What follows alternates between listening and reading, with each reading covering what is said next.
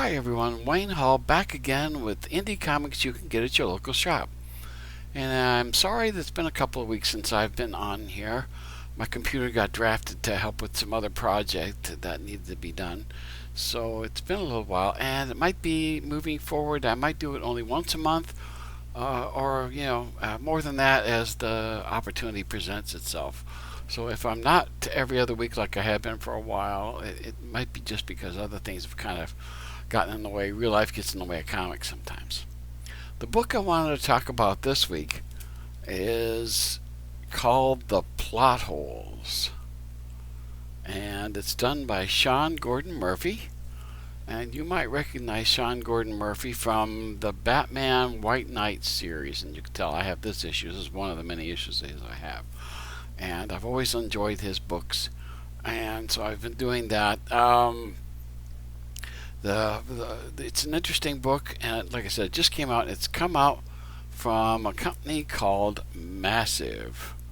That's down there. I haven't heard of that company before, but I imagine we'll be hearing more of that. There's supposed to be 5 issues in this book, and so I'm going to be interested in it going forward. To start off with, let me talk about what the pitch is for this book. It was on Indiegogo, and that's where I'll take a lot of this from. So let me go ahead and read this. It says, the plot holes are a squad of fictional warriors who transport themselves into the pages of other books, using their unique skills to save the plots in order to stop them from being destroyed. Cliff is their newest recruit, a comic creator who's just realized his world isn't real. In fact, it's a complete fiction that literally exists inside a novel. Other members are misfits like him, pulled from unpublished works that couldn't be saved. And that includes a manga samurai, a barbarian tiger, a kid from a comic strip, and a vampire assassin. Outclassed by the other members, Cliff sets out to prove his worth, and the only thing stopping them is Sarge, an ex-member who's gone rogue. So it's an interesting book, all different kinds of covers. The character that I got a kick out of right away was the editor. And of course, me being an editor, I got a kick out of that. And she shows up early in the book. This is her right here. She describes the plot and something, and Cliff is surprised to discover that he's actually not in real life. That he's actually a part of a novel, and he can't believe it. So anyway, this is the group. We see all the characters there. All the different ones except for the editor. The editor is right here. That's her. She's got a lot to say about this stuff, and she's a little sarcastic for an editor, I do have to say. Not many editors are quite this sarcastic. She goes by Ed, short for editor, so those kinds of good things. And we get to see some of the origins. One of them is named Johnny Manga. We get to get his origin in here, which is pretty good. There's a lot of good stuff going on in this book. It's very creative, and dear old Mr. Murphy's got lots of good things going on in this book. That's the cover for the second issue right there, just in case you're wondering about that. So it's a very interesting book. As I said, I tried to get a hold of it before, and I ended up with a French version of it. Now, it's described this way. It says, on its surface, The Plot Holes is an adventure story that treks through dozens of different genres with a wide range of characters, offering something for every kind of reader. But on a deeper level, The Plot Holes asks metatextual questions like no comic ever has. If Cliff knows he's not real, then why does he want to survive? Is the team really alive if they only exist in our imaginations? And what happens to them if they die? So there's all kinds of interesting stuff going on in here. There's just amazing story threads happening, going along.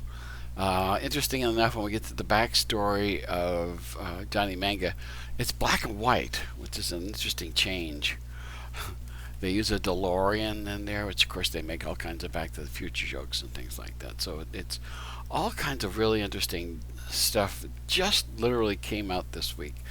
So it's a great book, lots of interesting things. Now, it's not the first comic that deals with comics. which I find interesting. We've had Crossover was done by Donny Cates not that long ago, and it had a lot to do with comics in comics. And there were several. I know at least one I can think of on Kickstarter that I supported that was that way too. That dealt with comics and other literary stories and things like that. So I like that really well. I do have to say, I'm always fascinated about comics that deal with comics because it gives you a chance to kind of look at it from the outside view, and I think that's one of the things that's fun about this book. As I said, there's 5 issues in this mini-series, and this is the first. I imagine there's going to be several because it's already, I think, gone back to a second print, is what I had heard.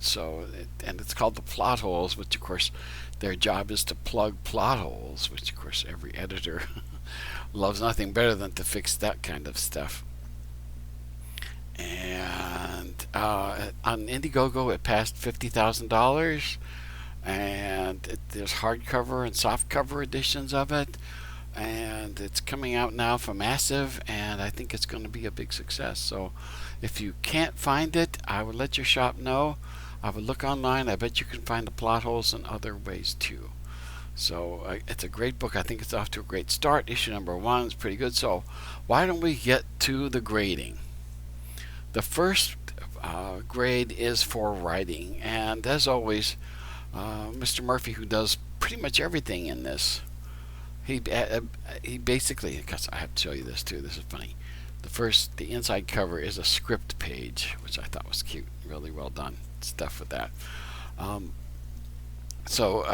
The writing, as I always have liked Mr. Murphy's writing on these good things.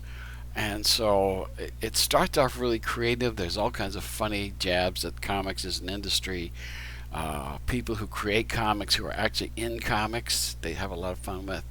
So as the writing goes, I would have to say this is an A, obviously. So next we go to art. Now, not only is Mr. Murphy a great writer, but he's also a great artist too. He's able to do all kinds of amazing. So as I showed you before, this is the different groups, all different kinds of characters. They're going through the literary parts of it, and he has a wonderful way of making things really shine. Here we go. We start to get introduced to Cliff, and he does a nice job of introducing us to his world, whatever it is. And then, of course, there's an attack on him in his apartment, and all kinds of good things happen.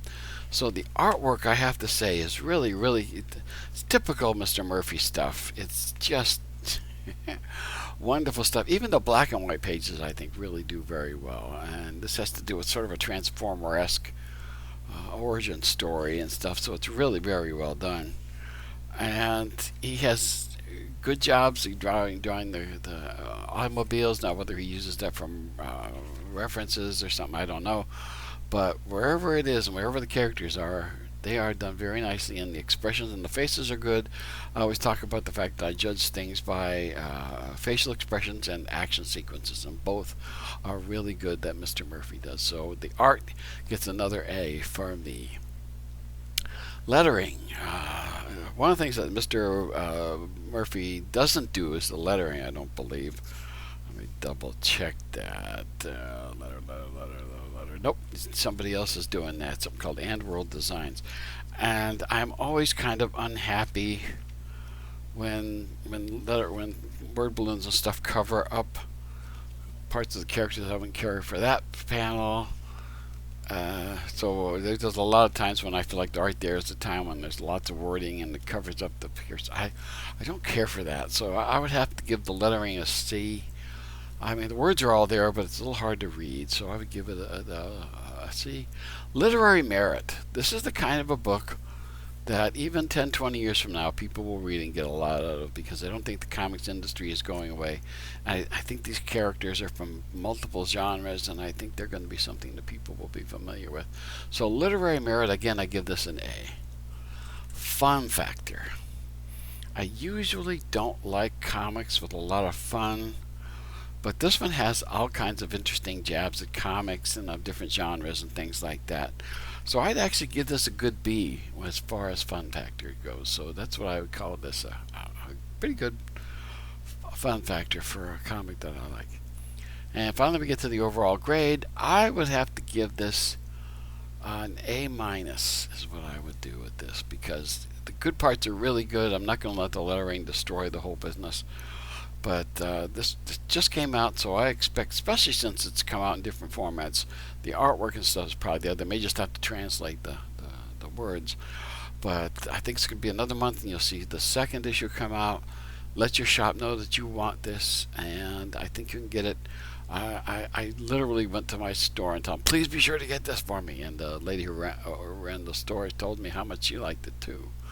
So it's called The Plot Holes, and it's done by Sean Gordon Murphy, and I highly recommend it. It's just a great book. So until next time, keep reading your comics.